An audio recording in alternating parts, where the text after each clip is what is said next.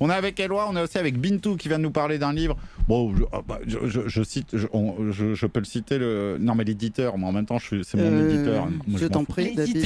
Ouais, oui, c'est bon. Le Chant de la Machine est publié aux éditions Alia, qui sont un éditeur extraordinaire. Donc, le Chant de la Machine, c'est la BD que j'ai fait avec Madias Cousin, elle l'a acheté évidemment.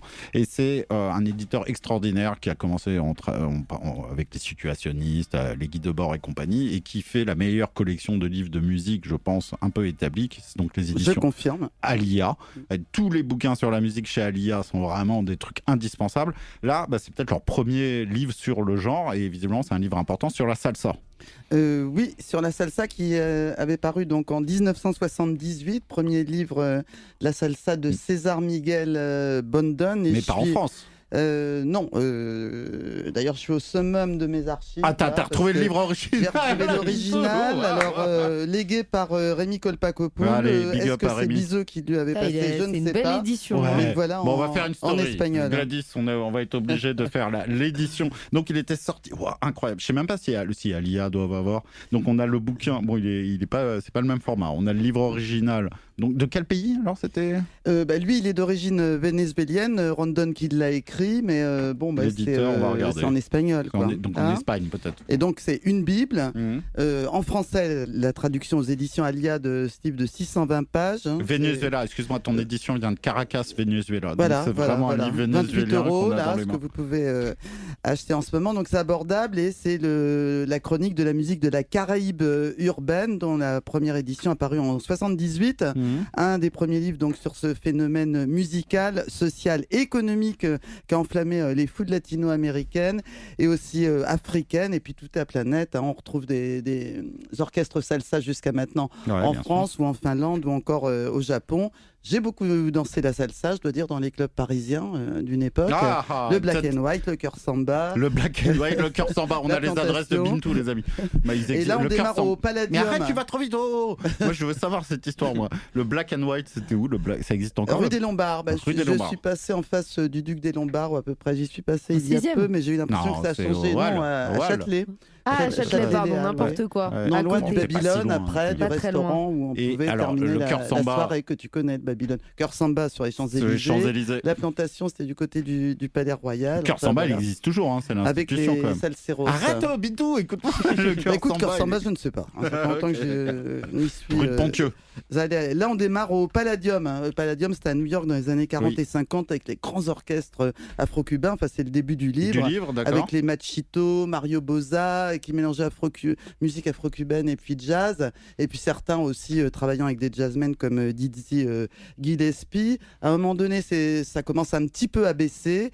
Donc, on va faire venir des Cubains qui, petit à petit, vont prendre le dessus avec leur musique de bomba, plena, ça c'est de Porto Rico, le son de Cuba.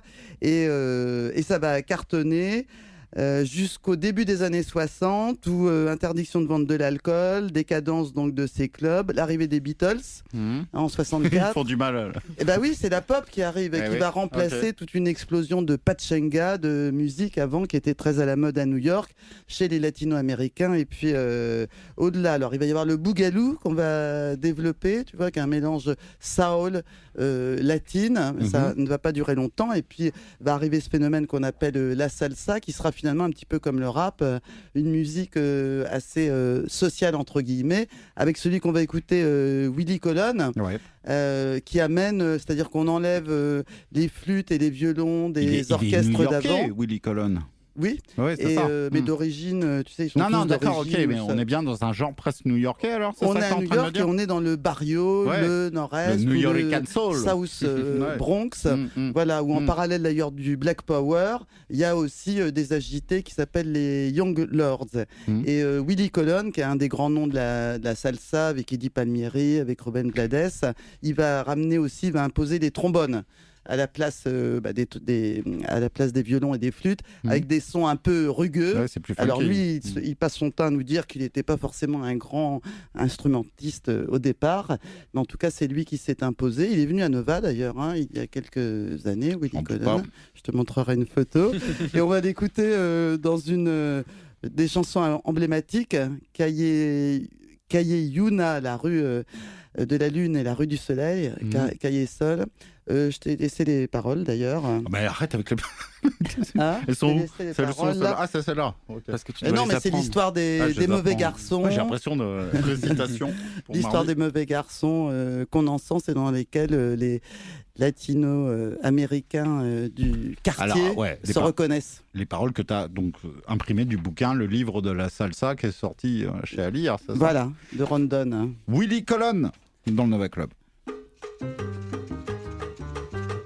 Bon bah écoutez, on est en train de bien groover quand même dans le. C'est pas cliché ça, on groove. Nous, on fait pas du rock, nous on groove.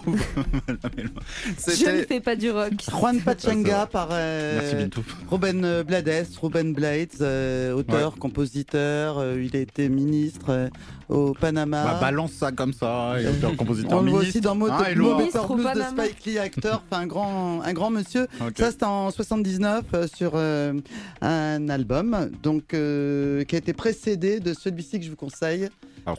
Siembra, Willy Colon et Rubén Blades en 78. Parce que Bintou, elle a sorti plein de vinyles. Ah oui, non mais hommage à Eddie Palmieri, Joe Feliciano, évidemment Johnny Pacheco, Celia Cruz. Enfin, tu vois, c'est tout un monde, c'est toute une culture.